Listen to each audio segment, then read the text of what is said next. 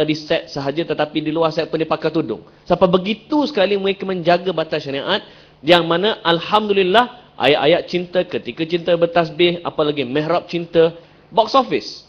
Kerana mereka menjaga redha Allah, redha manusia secara tidak langsung terjaga.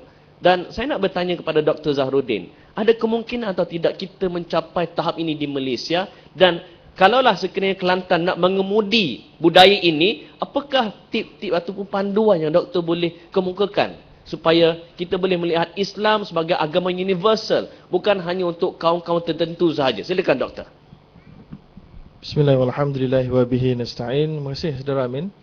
Jadi kalau kita melihat bahawa filem ni sebelum tu, kita nak tengok target dia, manusia ni dia ada pelbagai level, okay?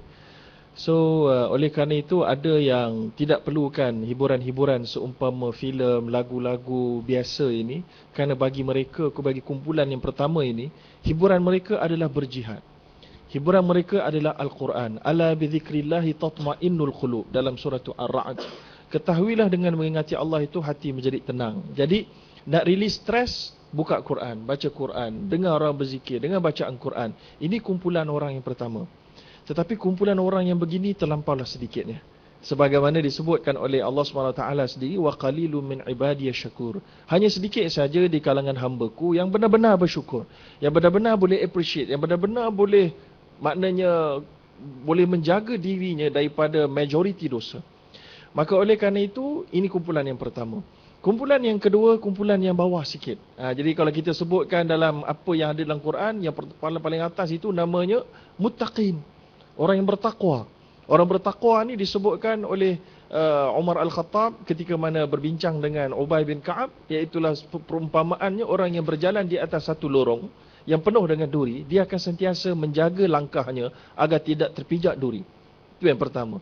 Jadi kita nak sebutkan orang-orang muttaqin ini, mereka sentiasa kalau boleh tak payah lalu langsung di lorong tersebut. Sebagaimana yang diajar oleh Umar Al-Khattab sendiri, yang beliau mengatakan, tarakna tis'ata asyaril halal makhafatar riba. Aku sanggup tinggalkan 9/10 peluang perniagaan kerana aku takut terjebak dalam haram yang melibatkan perniagaan. Sampai tahap itu. Ini kumpulan pertama. Tapi para ulama apabila mereka memberikan panduan dan guidance, mereka tidak boleh untuk menganggap semua orang berada pada tahap itu. Maka tidak bolehlah seorang ilmuwan ataupun syariah scholars itu, bila mana ditanya tentang hiburan, filem, haram. Lagu, haram. Ini haram, haram, semua haram belaka. Ya, kerana ini tidak bertepatan dengan kaedah usul fiqh yang disebutkan dalam Islam. Idza dhaqal amr tasa' wa idza tasaq dhaq. Artinya apabila seseorang scholars itu, mereka memberikan fatwa yang terlampau keras, maka terlampau ramai orang yang akan melakukan dosa dan kesalahan. Ya, dan apabila mereka terlampau longgar pula, maka akan begitu. Jadi oleh kerana itu ada kumpulan yang kedua, orang mukmin yang juga bagus, tetapi mereka mungkin memerlukan hiburan-hiburan yang bukan sekadar daripada bacaan-bacaan Quran. Mereka mungkin memerlukan hiburan mendengar nasyid-nasyid yang mengingatkan mereka kepada Allah, tapi dalam keadaan bukan di atas tarannum bacaan Al-Quran. So oleh kerana itu, ini juga majoriti ulama-ulama kontemporari, antaranya Syekh Dr. Yusuf Al-Qardawi, Dr. Muhammad Said Ramadan Al-Buti, Syekh Dr. Mustafa Zarqa dan Syekh Mahmud Shaltut, dan juga Al-Azhar Al-Sharif, iaitulah universiti dan majlis fatwa mereka mengatakan harus hukumnya dengan parameters, dengan syarat-syarat yang akan kita ceritakan sebentar lagi. Ini kumpulan yang melihat kepada situasi semasa manusia. Ada yang bawah lagi, ada yang mereka yang baru nak sedar. Baru nak sedar inilah kumpulan yang mereka masih memerlukan Raja Lawak King lah, Maharaja Lawak lah, mereka memerlukan hantu maklimah lah, apa-apa sekalipun mereka perlukan. Mereka perlukan benda seumpama ini untuk mereka hak diri mereka daripada melakukan perkara yang buruk. At least mereka menggunakan waktu itu kepada benda yang tidak memudaratkan orang lain. Maka itu adalah satu pahala sebenarnya bagi orang orang yang melakukan satu kebaikan dan tidak melakukan satu keburukan adalah pahala. Maknanya dia tak buat kebaikan lagi, atau orang tak buat kebaikan lagi, cuma dia tak buat kejahatan. Maka itu juga disebutkan dalam hadis Nabi sebagai sedekah. Kamu ada banyak duit, kamu beri sedekah. Kalau kamu tak ada duit, kamu tolong orang yang banyak duit buat sedekah. Kalau tak ada duit, kamu tak mampu nak tolong, kamu jangan buat jangan buat jahat. Itu juga adalah Nabi kata sebagai satu sedekah. Jadi kita nak sebutkan bahawa penerbit-penerbit filem, orang-orang yang menerbitkan album-album, maka kalaulah itu dianggap sedekah, menghalang manusia daripada memikirkan benda buruk, benda-benda yang dosa, maka kita industri hibur pahala. Jadi kalau saya boleh ambil contoh, minta maaf lah saya ambil contoh sebab saya ni taklah kaki filem sangat. Tapi semasa buat PhD dulu ada banyak sikit waktu kosong, tengoklah filem-filem sikit. Tapi filem-filem yang memang mengagumkan saya adalah filem-filem Pixar, iaitulah filem-filem animasi. Saya bukan nak kata dia suruh animasi, kita tak payah tiru animasi itu sendiri. Tapi saya mengagumi jalan ceritanya. Jalan cerita Kung Fu Panda, jalan cerita Toy Story, yang boleh menitiskan air mata kalau tengok Toy Story 2. Dah tengok lah Toy Story 2? Ada orang boleh menangis tengok bagaimana Woody nak kena hantar. Woody nak kena bagi kat orang baru. Dia, ada orang boleh menangis. Berpisah dengan tuan dia. Berpisah dengan tuan dia, lupa Andy, saya. Dengan Andy. Nak bagi ke tuan yang baru. Tengok juga. Okey. So jadi Kung Fu Panda 2 kita tengok pun sama juga, ada nilai-nilai anak dan bapa, bagaimana sangat tak selfish walaupun nak selamatkan negara China, tetapi masih lagi balik kepada ayah dia walaupun ayah angkat dia. Jadi saya kira nilai-nilai gini, bagi saya dah tulis dekat Facebook saya, bagi saya filem Islam atau filem nak bawa nilai murni tak perlu di atas nama Islam, tak perlu guna nama bahasa Arab. Tak perlu filem Islamnya Salahuddin Al-Ayyubi. Tak perlu. Tak perlu. Kalimah pun tak apa. Kalimah pun tak apa. Ya. Jadi tak perlu nama-nama ni. Tak perlu maknanya tepek dia punya tajuk tu terus Islamik. Tak perlu. Tapi masuklah secara subconscious. Kerana itulah bagi saya, hiburan kita hari ni perlu kita intellectkan. Perlu ada harmonization dengan para pemikir. Ini yang kurang. Jadi kalau tadi pemikir-pemikir filem, pembuat album, ada tak mereka cuba gunakan bajet yang mereka dapat untuk dapatkan pandangan-pandangan daripada scholars yang berada di universiti, pakar-pakar psikologi. Saya kira harga mereka tak mahal, insya-Allah. Ahli akademik ni mereka kena panggil Muhammad Khalid, panggil mereka, tak payah bayar pun tak apa, ada sebahagiannya. Ataupun bayar RM200 cukup dah. Mereka masuk CV mereka, cukup dah. Jadi banyak sebenarnya tuan, macam mana kita nak main psikologi, bagaimana nak main subconscious mind. Bagi saya Ipin Upin telah berjaya. Mereka sebahagian besarnya telah berjaya memasukkan beberapa unsur nilai-nilai yang baik. Saya kira itu adalah perkara yang sangat penting. Begitu juga Bobo Boy pun saya kira berjaya. Bobo Boy pun saya kira satu perkara yang baik. Dan selain pada Dr. Bobo Boy, doktor kenal siapa lagi? Ying, Yaya, Gopal. Terus aja. Baik. Jadi itu dia. Kemudian kalau cerita-cerita yang bukan animasi, kalau cerita-cerita yang bukan animasi, saya kira kalau cerita Slumdog Millionaire, Slumdog Millionaire. Saya ketika itu di UK. Saya ketika itu di UK, dan bila cerita tu keluar, orang UK semua meletup nak tengok cerita orang India. Padahal orang India di UK kira-kiranya macam second class lah, walaupun mereka sebenarnya sedang nak menakluki United Kingdom melalui ekonomi, tapi mereka dianggap remeh. Tapi cerita itu memaparkan konflik yang cerita benar sebenarnya. Cerita benar bagaimana budak-budak ditangkap, dipotong tangan. Benda ni bukan kat India aja berlaku, dekat Jordan pun banyak. Ketika mana saya belajar di Jordan, ada pelajar-pelajar, ada orang-orang, anak-anak orang asing yang mudah ditangkap dan dipotong tangan, dibutakan mata untuk pergi minta sedekah. Kalau kisah-kisah seumpam ini, kisah-kisah dalam rancangan Bersamamu, kita tengok cerita Bersamamu, itu bukan kisah, itu bukan cerita, itu dokumentari. Cuba diceritakan tentang ada keluarga yang makan siput, ada keluarga yang makan. Kalau dikreatifkan, laku tuan-tuan. Bukan kat Malaysia, saya rasa antarabangsa pun top. Inilah dia maknanya saya tahu bahawa pembikin filem ada kalanya dah kering kat idea. Pembuat lagu-lagu kadang-kadang dah kering idea. Maka kerana itulah kita perlukan tumpahan daripada maklumat-maklumat yang lain. Jadi saya kira sikit lagi Tuan Pengerusi. Jadi kita nak sebut tadi apakah dia panduan-panduan yang lain. Saya kira itu dia yang pertama, iaitulah ambillah harmonikan value-value itu dimasukkan dalam filem-filem dan lagu-lagu ini. Kemudian kalau daripada sudut Islam pula, kalau kita boleh tengok apakah dia guideline dia. Guideline ni saya beri yang umum sajalah. Kalau tadi dikatakan semua pelakon mesti pakai tudung di luar dan di dalam di luar filem, saya kira itu agak sedikit tak mampu dibuat oleh ramai orang lah. Yang paling penting yang mesti orang buat, ini yang tadi itu mungkin tak mampu ya. Yang mesti dibuat yang pertama sekali, iaitulah Nabi SAW kata bahawa wailun lilladhi yuhaddith fayukadzibu liyudhik bihil qaum wailul lahu. Yang pertama sekali, kalau kita buat kisah cerita tu memang untuk orang lawak gelak habis-habis semata-mata tanpa sebarang nilai. Jadi kalau itu boleh jadi ambil panduan, buatlah cerita lawak apa-apa pun tapi buatlah nilai. Kung Fu Panda pun ada orang gelak. Ya? Oh, sakit perut. Sakit perut. Tapi tengokkan bagaimana manjanya Po tu kan. Jadi tapi ada sentiasa ada nilai. Baik, yang seterusnya iaitulah tidak dibuat. Nabi SAW kata la yahillu li muslim ayyurawi'a musliman. Tidak halal seorang muslim untuk menakutkan orang Islam yang lain. Jadi sebagai pembikin filem ke apa saja, cerita ke komik ke animasi apa sekalipun, maka dalam Islam kalau kamu buat nak jual ke apa, jangan buat satu jalan cerita yang biarkan orang takut bila berada di alam sebenar.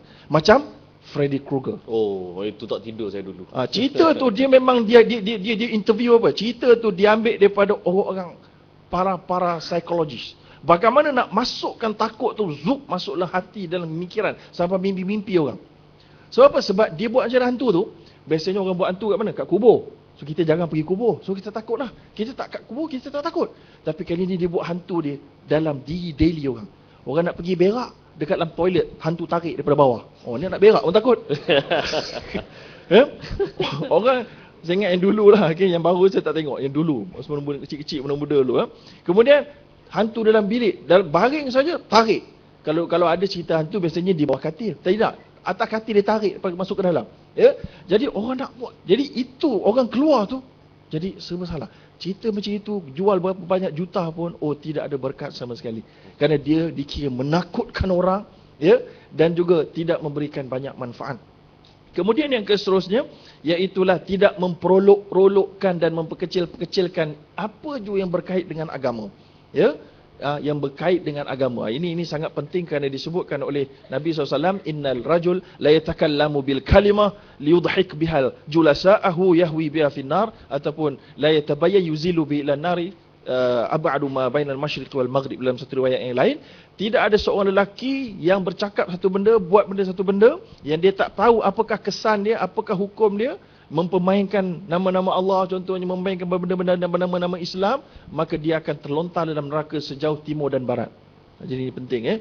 Kemudian yang seterusnya, disebutkan janganlah ada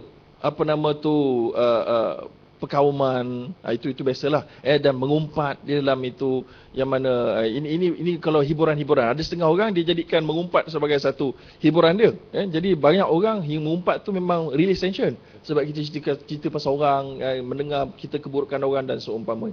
Jadi saya kira itulah antara ringkasan yang untuk pusingan ini. Kita ada pusingan-pusingan lain, insya-Allah saya akan selitkan dari semasa ke semasa. Wallahu a'lam. Baik, para penonton semua, bila Dr. Zahrudin sebut Boboiboy ni, saya teringat lagu dia tak? Oh, alien datang menakluki bumi. Ada boleh sambung? Demi koko yang dicari-cari. Okey, padahal bukan nak nyanyi malam ni. Tapi nak bagi tahu bahawa pada penonton sekalian, Dr. Zahrudin ni betapa dia lama dah tak tengok kartun ni. Dia sebut Upin Ipin pun salah tak ni? Ipin Upin. Tapi tak apa, maknanya Dr. Zahrudin dia tahu perkembangan semasa. Dan Upin Ipin ni telah mendapat sambutan di peringkat antarabangsa. Disney pun mengiktiraf kehebatan Upin dan Ipin, dan para penonton kita beri tepuk kek untuk Upin dan Ipin walaupun dia tak tengok malam ni. Nak rakyat bahawa produk Malaysia, orang Malaysia mampu untuk menghasilkan produk di peringkat antarabangsa, dan tak mustahil kalau orang Kelantan memulakannya. Dan para penonton semua, sebelum kita beralih kepada Abang Mak kita, ada soalan tak untuk Dr. Zahrudin? Ada soalan? Ada? Tak ada? Jangan pusing. Pertama sekali, ISA sudah dimasukkan. Dan yang kedua, esok ada forum anjuran sinar harian mengenai wacana sinar, mengenai adakah AUKU masih relevan. AUKU pun bakal dipindah. Jadi mahasiswa pun tak perlu takut. Ditambah pula kita ada perkara 10 Perlembagaan Persekutuan Kebebasan Bersuara. Dan Kelantan tak akan mengenakan sebarang, tidak akan bagi mereka bertanya soalan. Ada soalan? Tak ada tak? Tak ada Tak ada lagi Okey, kita beralih kepada Abang Mak kita. Abang Mak, boleh panggil Abang Mak?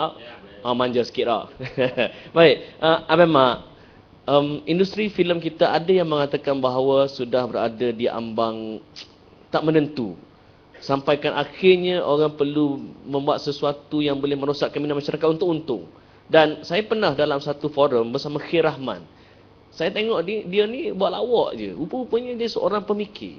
Dan dia kata industri filem kita di Malaysia sudah hancur kerana mereka menang anugerah ni tak layak pun sebenarnya, tapi kerana faktor politik dan sebagainya. Yang akhirnya kalau filem macam Slumdog Millionaire susah nak dapat anugerah kalaulah berada di Malaysia. Jadi komen Abang Mak bagaimana?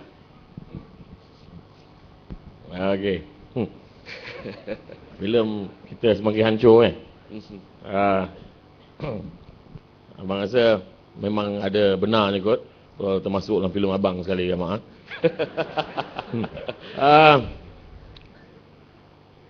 Amat sukar apabila industri filem itu diperdebatkan, ya. Dia antara buah apple dan buah guava mu. Jambu. Jambu batu. Dulu saya ingat buah guava ni buah Kelantan tau. Dia bunyi macam guava mu. Guano. Guano ya, silap. Okey.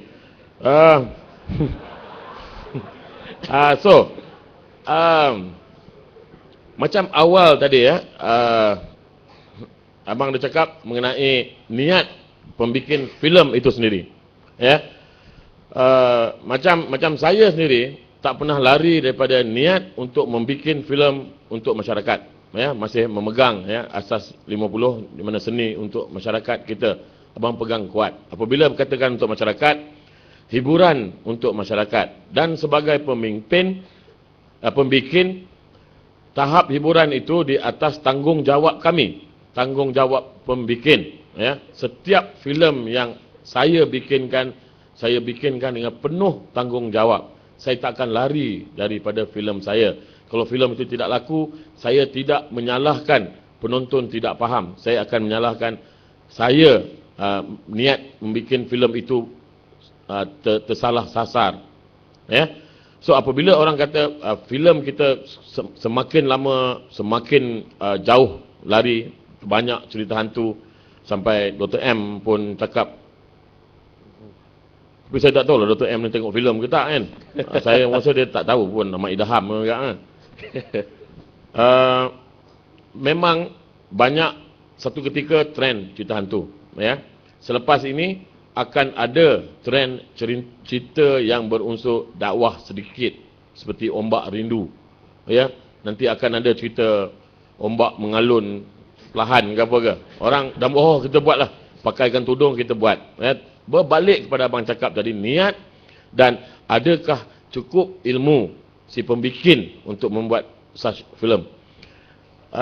Untuk kita menyalahkan penonton tidak tahu untuk menilai, abang rasa tidak.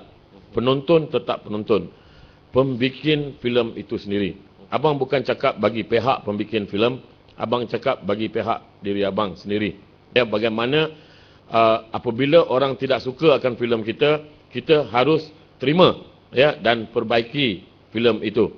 Ya. Abang Mak, Ya. baru-baru ni Setiausaha Kementerian Dalam Negeri ada mengumumkan bahawa tanggungjawab untuk menampis filem bukan lagi LPF, Ya. tetapi diberikan 100% tugas kepada pembikin filem, Ya. penerbit dan pengarah. Pro dan kontra pada pandangan Abang Mak, lagu mana? Oh. Bukan gua abang mana? Lagu mana? Apabila beruk diberikan bunga, hancur bunga. Apabila budak diberikan senjata, habis satu kampung dia akan tembak. Dalam makna tu. Ya. Apabila LPF kata dia akan mengurangkan, ya, ni saya cakap Encik Hay ada tu, kita punya Presiden Prof. Hima, pekerja filem. Apabila ia salah seorang daripada panel LPF. So apabila LPF mengurangkan, ya, tapi mereka masih lagi menjaga, ya, penyuntingan filem.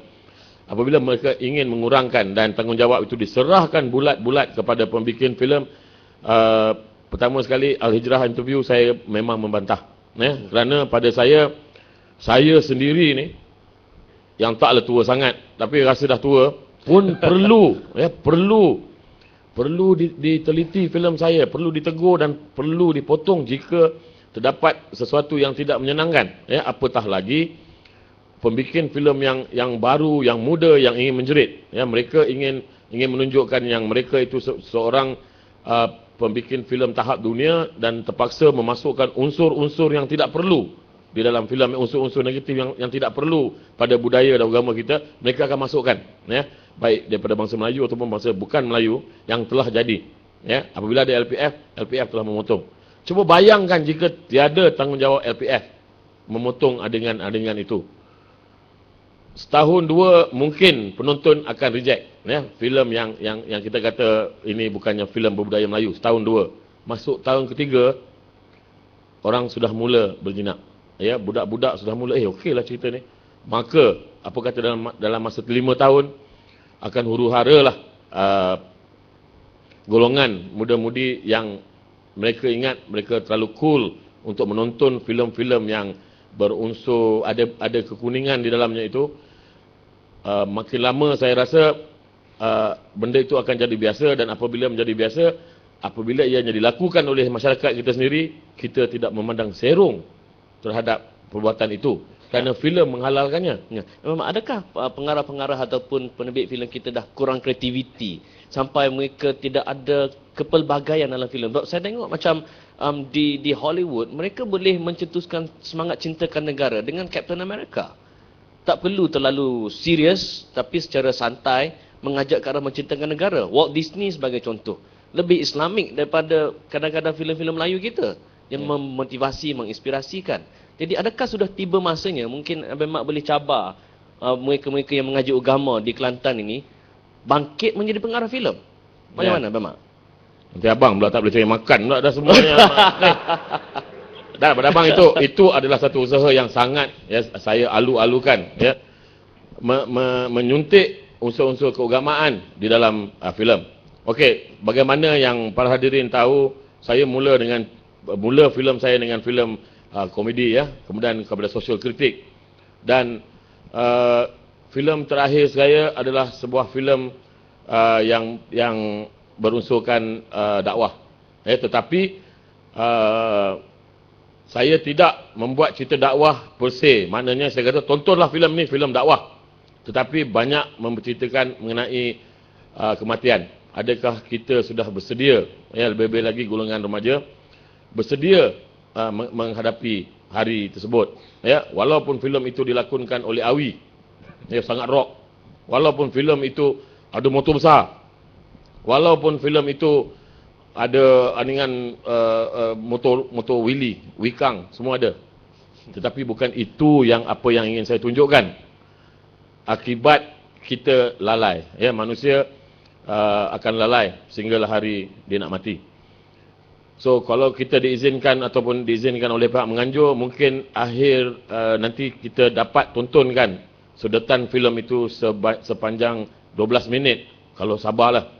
Tetapi saya garanti memang filem itu lain dari yang lain kerana ia mengupas, apabila mengupas kita sebagai manusia apabila berhadapan dengan maut, ya, di alam koma, apabila kita 50-50 di antara dunia dan alam barzah. So hala 7 perfilman negara itu saya rasa saya tidak mampu untuk menjawab. Tapi sebagai pembikin filem, saya dah nampak dah lekuk ke arah mana yang saya ingin tuju, ya. Komedi, humor saya suka, tetapi adakah itu cukup? Sebagai saya pembikin filem, saya sudah mula ingin membuat filem yang apabila ditonton oleh anak dan cucu saya dapat membekalkan mereka dengan kesedaran, ya.